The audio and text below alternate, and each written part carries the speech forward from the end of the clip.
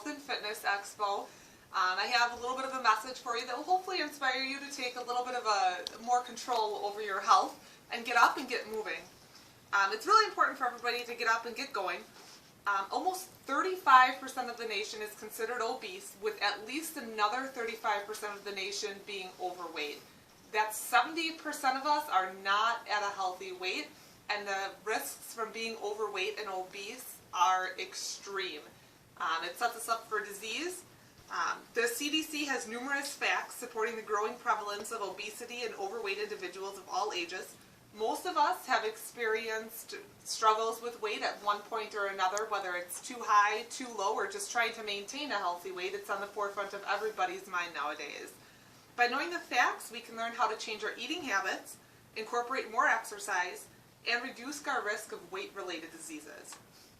All too often, people especially think that in order to lose weight, we need to cut calories drastically. This is simply not the case. A 5'6", 30-year-old female who weighs 150 pounds will burn about 1,400 calories just by living. 1,200 calories does not sustain her normal day-to-day functions. A 6', 30-year-old male who is 200 pounds will burn over 1,700 calories a day. This is if he never moves. If we just reduce our normal calorie intake by 250 calories of what we burn in a regular day, we'll be able to lose weight. If you eat the amount that you burn, you'll be able to lose or to maintain your weight. But knowing how much you're eating is absolute key to this. So a good way to know how much you're eating is to try to eyeball portion sizes if you don't have a food scale, or if you don't want to just go through everything and bother with all that. So for example, when you're talking about breads, the size of the CD is the serving size of one pancake. 1 cup of green salad is about the size of a baseball, or you can use your fist. Salad, though, it's kind of hard to eat too many calories of salad because it's so low calorie. One baked potato is a fist. When you go to the store and buy a bag of potatoes, if you look, a lot of times the baked potatoes are about 2 fists. So there's nothing wrong with eating that, but make sure that you keep that in mind for the rest of your day then. 1 cup of cut up fruit is about a fist.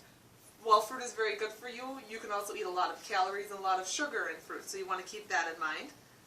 1 ounce of cheese, and here in Wisconsin we love our cheese. 1 pair of dice, or your thumb, is considered 1 ounce of cheese. So think about when you're slicing off different slices of cheese, how many ounces of cheese you can just eat just like that and just keep adding up. Cheese is good in moderation, but don't go overboard. One that I really want to point out is that 1 cup of ice cream is about the size of a baseball. However, most ice cream, the serving size is half a cup, and most serving sizes for half a cup have 120 to 150 calories. So this little baseball size of ice cream is probably going to cost you between 240 and 300 calories. Nothing wrong with eating it, but most bowls are not 1 baseball of ice cream. And most of us probably know that's true. It only takes simple swaps. Grill your food over frying it. Keep fats and snacks in moderation. And try to keep track of your foods. When you're out at restaurants, don't eat all the bread, don't eat all the butter, don't get cream sauces. Well, let's get a little bit more active. But everybody says, I'm too busy to exercise. No, you're not. That's a load of baloney. Okay? Everybody has time. If you have time to sit around and eat a bowl of ice cream at night, or if you have time to watch TV at night, you have time to go for a 30-minute walk. You don't want to walk for 30 minutes? Start with 10 minutes. Go for a stroll 10 minutes after you drink your morning coffee, right before you get ready for work. If somebody tells me they don't have 10 minutes of their day to do a little workout, I'd be surprised. Well, you have kids at home, you can't leave them, you don't have a babysitter, that's fine. Go to fitnessblender.com and go pull up some websites. They'll have 10-minute videos that you can do that are for beginners or for experienced people, for ages, for all ages. Find a friend, a partner, walk on lunch in the morning, at night. Start small and build from there. Find friends that want to do this with you, and when we get going, it really helps us.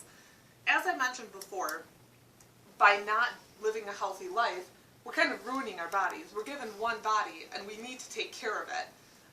If we don't take care of it, we're setting ourselves up for diseases such as heart disease, osteoporosis, and diabetes, which are all very, very serious.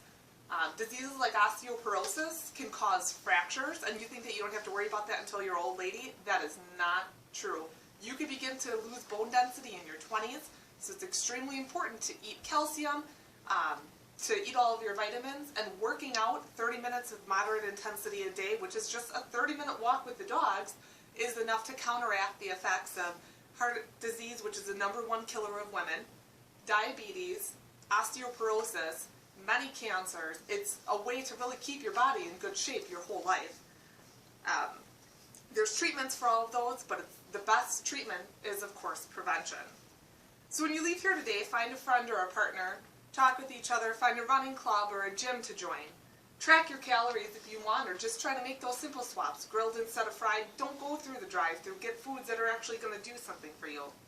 One person at a time, by each of us getting active, we can spread our healthy habits to each other, and we can really reduce the amount of diabetes, the amount of overweight and obese people that are in the country, and we can really reduce the cost that that's taking on us as well. Thank you.